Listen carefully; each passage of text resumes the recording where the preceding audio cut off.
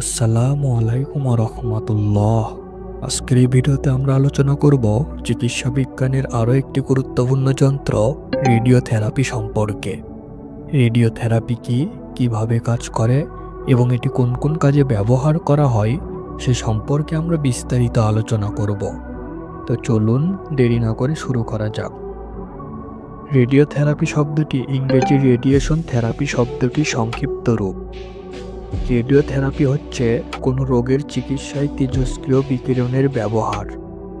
এটি মূলত ক্যান্সার রোগের চিকিৎসায় ব্যবহার করা হয়।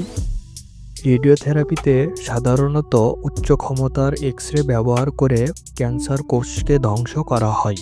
এই এক্স রে করে ক্যান্সার কোষের ভেতরকার ডিএনএ ধ্বংস করে কোষের সংখ্যা বৃদ্ধি করার ক্ষমতা নষ্ট করে দেয়।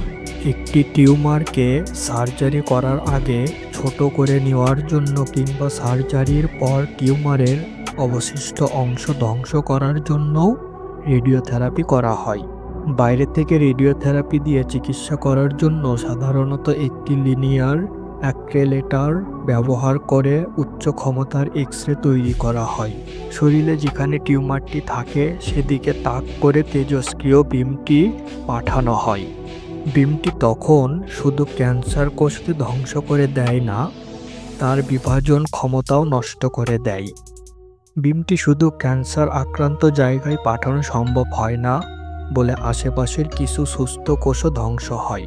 রেডিওথেরাপি বন্ধ হওয়ার পর সুস্থ কোষগুলো আবার সক্রিয় হয়ে উঠতে শুরু করে। তো বন্ধুরা, রেডিওথেরাপি সম্পর্কে ভিডিওটুকু এ পর্যন্তই। এর পরের ভিডিওটা আমরা কেমোথেরাপি সম্পর্কে বিস্তারিত আলোচনা করব।